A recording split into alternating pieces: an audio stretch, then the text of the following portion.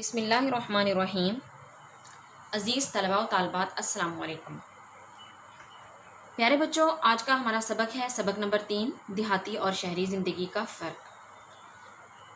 सबक का आगाज़ करने से पहले मेरी दरख्वास्त है कि आप लोग अपनी दरसी किताब और पेंसिल साथ रखें ताकि आप लोगों को मुश्किल अल्फाज के मायने लिखने में और ज़रूरी हिदायत नोट करने में आसानी हो। प्यारे बच्चों, इस सबक के तदरीसी मकासद में से पहला मकसद है देहाती और शहरी ज़िंदगी का फ़र्क, यानी बच्चे देहाती और शहरी ज़िंदगी का फ़र्क जान सकें। तो बच्चों, देहाती ज़िंदगी सादा और पुरसुकून ज़िंदगी होती है और सहूलियात कम होती हैं, जबकि शहरी ज़िंदगी शोर व गुल से भरपूर और रौनक ज़िंदगी होती है और वहाँ सहूलियात काफ़ी ज़्यादा होती हैं। दूसरा मकसद है देहात से शहरों की तरफ नकल मकानी के असबाब से वाकफियत, यानी बच्चों को ये बताया जाए कि लोग देहात से शहरों की तरफ क्यों मुंतकिल हो रहे हैं। तो बच्चों, इसकी मुंतकिली की वजह सहूलियात ही हैं और रोज़गार के मौक़े हैं जो तलाश करने के लिए लोग शहरों की तरफ नकल मकानी करते हैं। इन असबाब के बारे में इंशाल्लाह आप सबक में भी पढ़ेंगे। तीसरा मकसद है मुकालमा लिखने की तरबियत हासिल कर सकें। तो प्यारे बच्चों, आप सोच रहे होंगे कि मुकालमा ऐसी भी क्या चीज़ है जिसकी तरबियत हासिल की जाए। बच्चों, यहाँ कहने का मकसद ये है कि हम क़वाइदो इंशा में जब मुकालमा लिखते हैं, हमें जैसे मज़मून, कहानी, ख़त, दरख्वास्त वगैरह लिखने पड़ते हैं, ऐसे ही मुकालमा भी लिखना पड़ता है। वहाँ हमें कौन से ऐसे ज़रूरी अज्जा हैं मुकालमे के जिन्हें फॉलो करना होता है, तब जाकर हमें अच्छे नंबर मिलते हैं। तो यहाँ आपको ये भी बताया जाएगा। बच्चों, मुकालमा लिखने से पहले कुछ चीज़ें ज़रूरी होती हैं, जैसे आप उस मुकालमे में मौजूद अफराद की पोजीशन के बारे में बताएं। जैसा कि आप बताएं कि फ़लाँ बंदा दाखिल हो रहा था, ये निकल रहा था, फ़लाँ बैठा हुआ था। मसलन एक दर्जी और गाहक के दरमियान हम मुकालमा लिखते हैं तो आप लिखेंगे कि दुकानदार गाहकों को कपड़ा दे रहा था, इतने में अहमद साहब दुकान में दाखिल हुए। फिर आप अहमद साहब का नाम लिखेंगे, एक साइड पे अहमद साहब, अस्सलाम वालेकुम, फिर दुकानदार वालेकुम अस्सलाम। इस तरह मुकालमे का बाकायदा आगाज़ हो रहा है। तो अस्सलाम वालेकुम, वालेकुम अस्सलाम, ज़ाहिर सी बात है जब कोई मिलता है, ये ऐसे अल्फाज हैं जो ज़रूर अदा करने होते हैं, तो ये मुकालमे में लिखने भी ज़रूरी हैं। इसी तरह हम देखें तो मुकालमे का इब्तदाई हिस्सा इब्तदाई कलमात पर मुश्तमिल होता है। दरमियान वाला हिस्सा जो काम ज़रूरी होते हैं उनके, जैसे गाहक और दुकानदार के दरमियान ज़ाहिर ख़रीदो फ़रोख्त है, उस पर मुश्तमिल होगा। और जो आखिरी हिस्सा है वो उनके लेन देन पर मुश्तमिल होगा, यानी कीमत अदा करने और जो इख्तितामिया कलमात होते हैं उन पर मुश्तमिल होगा। तो ये ज़रूरी अज्जा हैं जो बच्चों के लिए जानना बहुत ज़रूरी है। इसके बाद रोज़मर्रा की पहचान। रोज़मर्रा मुहावरे की ही एक शक्ल है, लेकिन मुहावरा जो है वो मजाजी मानों में इस्तेमाल होता है, जबकि ये हकीकी मानों में इस्तेमाल होते हैं। हकीकी माने क्या होते हैं कि जो रोज़मर्रा का मतलब है, रोज़मर्रा और मतलब मिलते जुलते होते हैं, जबकि मुहावरे में मायने बिल्कुल चेंज हो जाता है अल्फाज से। इसके बाद ख़ास अल्फाज हैं जिनके आप मायने लिखेंगे, जैसा कि है इस्तकबाल। इस्तकबाल का मतलब है कि आगे किसी को लेने के लिए आगे बढ़ना, जैसे हम मेहमानों को लेने के लिए आगे बढ़ते हैं, इस तरह आगे है बासी। बच्चों, बासी लफ्ज़ जो है हम आम तौर पर अपनी रोज़मर्रा की ज़बान में इस्तेमाल तो करते हैं, लेकिन वो और तरह का बासी है जिसे हम इस्तेमाल करते हैं। जैसे कि हम कहते हैं चावल बासी हो गए, खाना बासी हो गया, यानी ताज़ा चीज़ और बासी चीज़ मुतज़ाद हैं एक दूसरे के। लेकिन यहाँ पर जो बासी है इसका मतलब रिहायशी है। फिर है मुरग़्ग़न। मुरग़्ग़न कहते हैं घी में तली हुई ग़िज़ा को, काबिल रश्क, जिस पर रश्क किया जा सके, जिसके अंदर कोई खूबी हो और हम उस पर रश्क करें, उस जैसा बनने की ख्वाहिश करें, यानी काबिल तारीफ़। ज़र निगार। ज़र कहते हैं सोने को, निगार कहते हैं नक्श को, तो यूँ सोने के नक्श मुराद बहुत खूबसूरत। दम निकलना, जान निकलना, दम सांस को कहते हैं, तो जान निकलना। तमद्दुन, मिलजुल कर रहने का तरीका। फ़िराक़े अंजुमन, फ़िराक़ कहते हैं जुदाई को, अंजुमन महफ़िल को, तो फ़िराक़े अंजुमन का मतलब हुआ महफ़िल से जुदाई। बच्चों, ये एक सबक है जिसमें एक फ़र्ज़ी किरदार अहमद है, जो ये बच्चा 7वीं जमात में पढ़ता है और शहर में रहता है। तो प्यारे बच्चों, अहमद चूँकि शहर में रहता है और अपने ननिहाल से मिलने के लिए گاؤں جاتا ہے تو اس نے دونوں جگہوں کے ماحول کا موازنہ کیا ہے اور اس کے بارے میں اپنے ماموں جان، نانا جان سے اور ممانی جان وغیرہ سے سوالات کیے ہیں۔ جو ان کے درمیان گفتگو ہوئی ہے وہ مکالمہ ہے۔ بچوں، مکالمہ یہاں سے شروع نہیں ہو رہا بلکہ اگلے صفحے سے شروع ہو رہا ہے۔ یہاں سے ایک تمہیدی مضمون ہے جو احمد کے بارے میں بتا رہا ہے، احمد کا تعارف ہے۔ تو اس میں وہ اپنے چھوٹے بھائی اور چھوٹی بہن کے ساتھ گاؤں آتا ہے، ہم اس کے بارے میں پڑھتے ہیں۔ احمد 7ویں جماعت میں پڑھتا ہے، وہ اپنے والدین کے ساتھ لاہور میں رہتا ہے، اس کی ننیال گاؤں میں ہے۔ ننیال کہتے ہیں نانی نانا۔ گرمیوں کی تعطیلات مطلب چھٹیاں میں احمد، اس کا بھائی بلال اور ننھی بہن عائشہ اپنے والدین کے ساتھ گاؤں آئے۔ وہ گاؤں کے قریبی قصبے میں بس سے اترے۔ قصبہ شہر سے مختلف ہوتا ہے اور گاؤں سے بھی، لیکن شہر میں کچے مکانات ہوتے ہیں، قصبہ تھوڑا بہتر حالات میں ہوتا ہے، تھوڑے کچے اور پکے مکانات ہوتے ہیں۔ احمد کے ماموں جان نے ان کا استقبال کیا۔ استقبال کرنا میں نے آپ کو جیسا بتایا کہ مہمان کو لینے کے لیے آگے بڑھنا، خیر مقدم کرنا۔ وہ انہیں تانگے پر بٹھا کر گاؤں لے آئے۔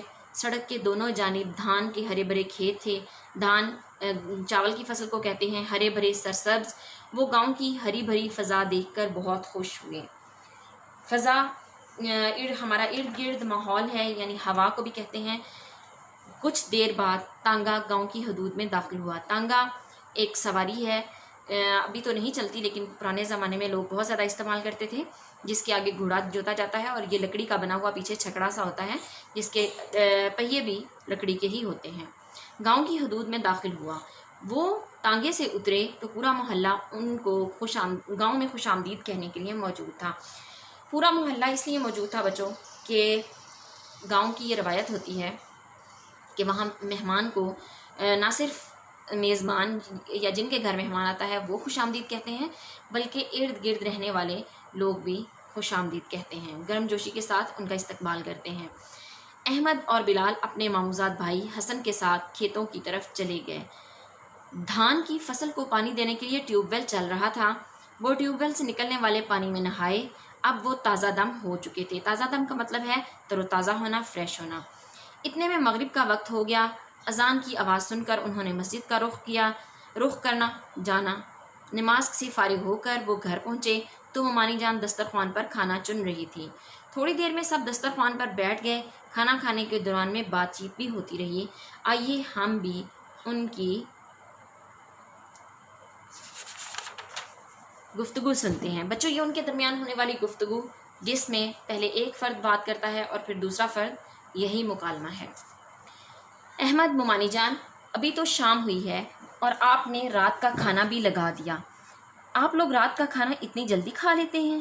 ممانی جان: احمد میاں، ہم دیہاتی لوگ ہیں، یعنی گاؤں میں رہنے والے لوگ ہیں۔ ہمارے ہاں رات کو جلدی سونے اور صبح سویرے اٹھنے کا رواج ہے۔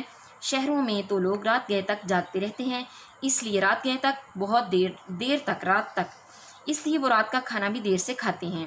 حسن: میں نے اپنی کتاب میں پڑھا ہے کہ رات کو جلدی سونا اور صبح جلد جاگنا صحت کے لیے مفید ہے۔ نانا جان: شاید اسی لیے گاؤں کے رہنے والے زیادہ صحت مند ہوتے ہیں۔ احمد: نانا جان، میں نے سنا ہے کہ شہر کے لوگوں کے مقابلے میں گاؤں والوں کی صحت بہتر ہوتی ہے، اس کی کیا وجہ ہے؟ نانا جان: بھئی دیہاتی لوگ کھیتی باڑی کا کام کرتے ہیں، سارا دن کام میں لگے رہتے ہیں۔ دیہاتی خواتین بھی سارا دن کام میں مصروف رہتی ہیں۔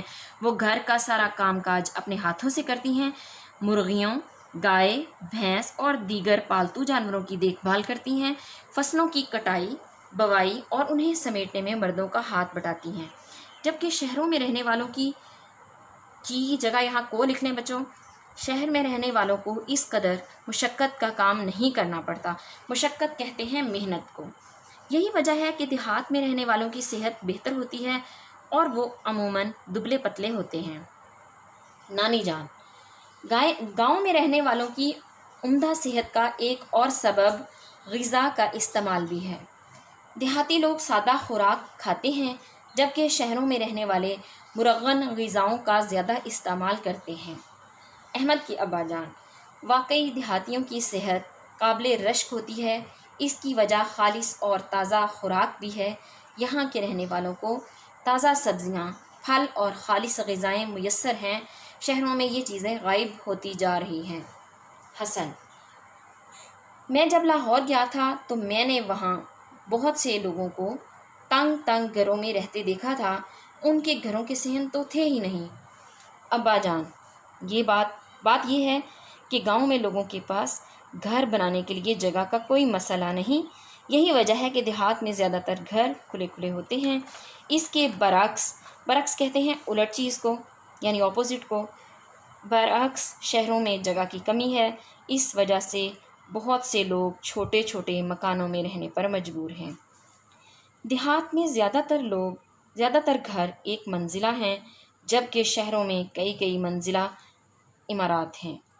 کئی عمارتوں میں سورج کی روشنی نہیں پہنچ پاتی۔ بلال: ماموں جان، میرے ابو جان کالج میں پڑھانے جاتے ہیں اور تایا ابو ایک دفتر میں ملازمت کرتے ہیں۔ چچا جان ایک کارخانے میں کام کرتے ہیں۔ آپ لوگ کیا کام کرتے ہیں؟ ماموں جان: دیہات کے زیادہ تر لوگ کھیتی باڑی کرتے ہیں، کچھ لوگ ملازمت بھی کرتے ہیں، مگر ان کی تعداد بہت کم ہے۔ بچوں، کھیتی باڑی کھیتوں میں کرنے والے کام کو کہتے ہیں، اور ملازمت آپ کسی فیکٹری یا کسی دفتر میں کام کریں اس کو کہتے ہیں۔ بچوں، بات یہ ہے کہ آپ کا یہ سبق لمبا ہے، اس لیے ایک نشست میں پڑھنا مشکل ہے، اس لیے آج ہم یہاں تک ہی ریڈنگ کریں گے۔